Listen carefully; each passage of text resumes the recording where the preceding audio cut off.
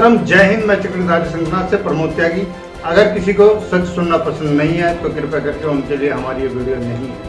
आज हम आपके सामने एक विश्लेषण करने जा रहे हैं जिसकी बारीकियों को जानकर आप चौंक जाओगे और अपने मन के अंदर गहराइयों को टटोल कर देखो। आपके मन के अंदर से सिर्फ एक ही आवाज निकलेगी कि आखिर हम क्या कर रहे हैं। आज के नेता देश को बचाने में कम, देश को तोड़ने में ज्यादा काम कर रहे हैं और गृह युद्ध कराने के पक्ष में हैं। हम आज किसी भी नेता का नाम नहीं लेंगे क्योंकि जनता अच्छी तरह से जानती है कि कौन नेता किस तरह से काम कर रहा है और ये नेता उस समुदाय को अपने पक्ष में ज्यादा रखते हैं जो कि कम पढ़े लिखे होते हैं और विचारों से भोले होते हैं। और इनके समुदाय में जो पढ़े लिखे होते हैं वो मोटी रकम पाकर इन भोले भाले आदमियों को गुमराह करने में लग जाते हैं। हम किसी को ठेस पहुंचाना नहीं चाहते बल्कि सच्चाई बता रहे हैं और ये सच्चाई बताना हमारा फर्ज भी है। और ये आज से नहीं, सदियों से चला आ रहा है। यानी कुछ राक्षस पहले शुक्राचार्य द्वारा शिक्षा ग्रहण करते थे और घोर तपस्या करके भगवान से वरदान लिया करते थे और वरदान लेने के वशीभूत में भोली भाली जनता को एकत्र करके आक्रमण अत्याचार किया करते थे। और जो गरीब असहाय होते थे उनको लुभावन देकर ये लोग अपने आतताई आक्रमणकारी का नाम लेकर कि उसके ऊपर इस तरह से प्रहार हुआ, उसको इस तरह से मार दिया गया, वो तुम्हारे पक्ष में अपनी बलि दे गया, हमें उनसे बदला लेना है, इस तरह से उन बेचारों को गुमराह कर गए अपनी एक सेना एकत्र करते थे और युद्ध आक्रमण के लिए तैयार रहते थे। ये अपनी शिक्षा में इतने माहिर होते थे कि किसी भी तरह का रूप धारण कर लेते थे माया के द्वारा, जिससे भोले भाले लोग उन्हें भगवान तुल्य समझ लेते थे और करोड़ों की संख्या में ये निर्दोष लोग मारे जाते थे। उदाहरण के तौर पर लंका और हस्तिनापुर ले लीजिए। और लंका में रावण के कारण और हस्तिनापुर में दुर्योधन के कारण करोड़ों लोग बेगुनाह मारे गए और इसी तरह का अत्याचार सदियों से चलता आ रहा है। कुछ मुगलों ने आकर भारत पे आक्रमण किया और भारत के ही कुछ चाटुकोर लोग मुगलों से मिलकर मुगलों को हावी होने दिया और यहाँ हम ही लोगों को 500 साल की गुलामी सहनी पड़ी। और उसके बाद हमारे वीरों ने किसी तरह से मुगलों से छुटकारा पाने की कोशिश की, तभी जयचंद जैसे और विद्रोहियों ने फिरंगियों को हमारे देश में घुसा दिया, जिस कारण हमें 200 साल की गुलामी और सहनी पड़ी।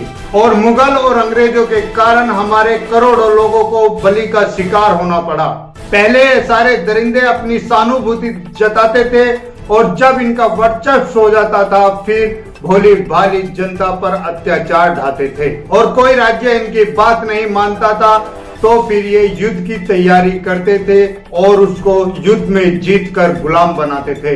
और आज के नेताओं ने जनता को मारने का एक नया तरीका बनाया है।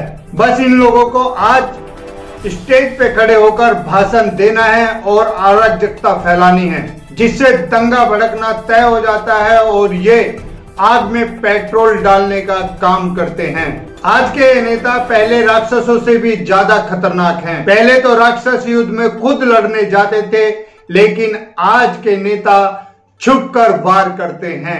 हमें आपस में लड़ाकर देश को क्षति पहुंचाने में इनका मेन सहयोग रहता है। हम इंसानों के बीच ये नेता समुदाय, जाति प्रथा और न जाने क्या क्या आडंबर रचकर आग बालने का काम, यानी हमें आपस में लड़ाने का ही काम करते हैं। इसमें सभी समुदाय के बहुत सारे धर्मगुरु कार्य कर रहे होते हैं क्योंकि उनको इन नेताओं से बड़ा मोटा पैसा मिलता है और भोली भाली जनता को ये इतना गुमराह करते हैं कि भोली भाली जनता अपने परिवार और अपने देश के बारे में ना सोचकर इन नेताओं की चापलूसी में लग जाती है, जिससे देश के अंदर अराजकता का माहौल बन जाता है।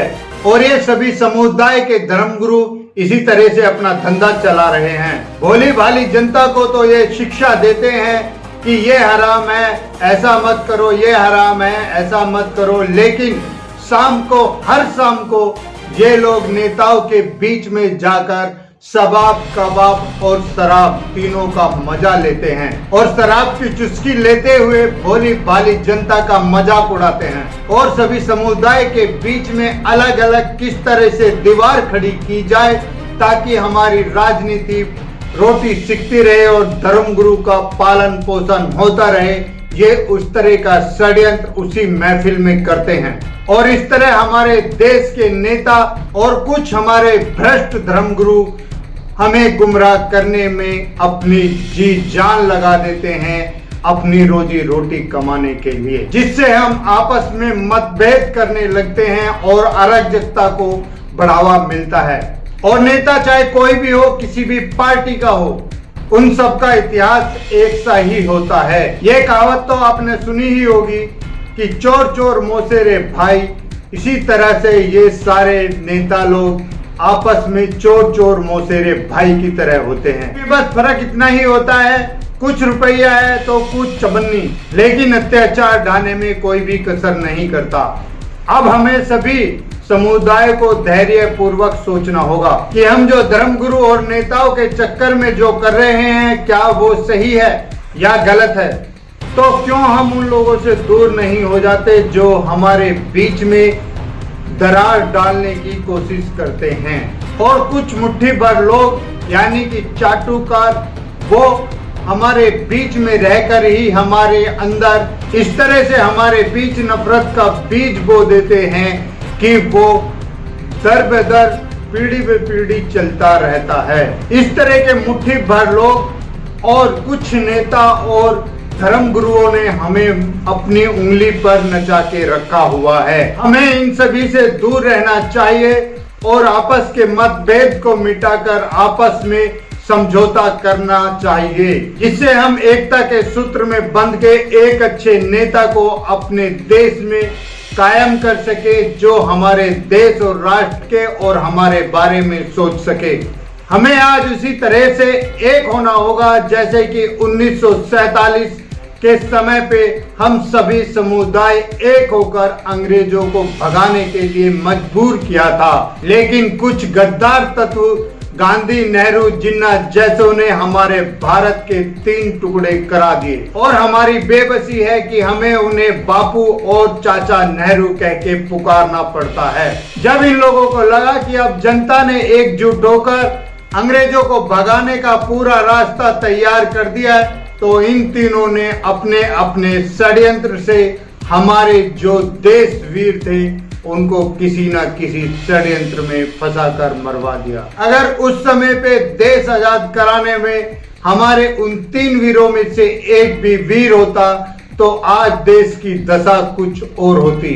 सुभाष चंद्र बोस, चंद्रशेखर आजाद या भगत सिंह, अगर इन तीनों में से एक भी उस टाइम पे होता तो आज ना ही तो देश के 3 टुकड़े होते और ना ही हमारा देश आज चारों तरफ से घिरा होता, बल्कि आज हमारा देश पूरे वर्ल्ड में किंग की पावर रखता और सारी वीटो पावर वगैरह सब हमारे हाथ में होती और हमारे 1 रुपए की कीमत कम से कम 100 रुपए होती और हमारे ही देश में स्विट्जरलैंड, न्यूयॉर्क और बहुत सारी तरह की फैसिलिटी हमारे देश भारत के अंदर ही होती। आज जो हमारे भारत के नौजवान विदेश में जाकर कमाने की कोशिश करते हैं, अगर उन वीरों में से कोई भी एक होता तो हमारे भारत से बाहर जाने की कोशिश कोई नहीं करता, बल्कि भारत में विदेशों से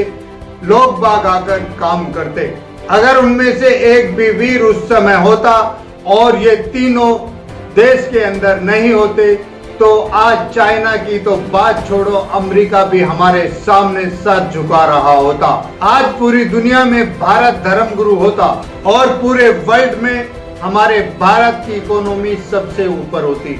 इतना कुछ खो देने के बाद भी आज भी हमारे अंदर इतनी क्षमता है कि हम अपनी पावर को दोबारा जगा सकते हैं, क्योंकि हमारे भारत की जो भूमि है वो वीर भूमि है जिसको हम अपने, लेकिन उसके लिए हमें सभी समुदाय को एक होना होगा और नेताओं और चाटुकारों की बातों को भुलाकर इग्नोर करके हमें आपस में ही संगठन करना होगा और हमें किसी धर्म गुरु की बातें ना मानकर जितने भी हमारे देश के अंदर रिफ्यूजी छुपे हुए हैं उन सभी को अपने देश से भगाना होगा ताकि हम अपने देश को फिर से सोने की चिड़िया बना सके। और ये तभी होगा तब हम जातियों के भेदभाव से हटकर एक सूत्र में होकर काम करेंगे और हम सभी का समुदाय सुरक्षित रह सकेगा।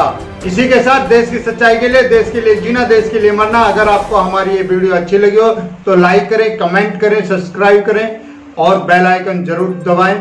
अभी मैं अपनी वाणी को विराम देता हूं। वंदे मातरम।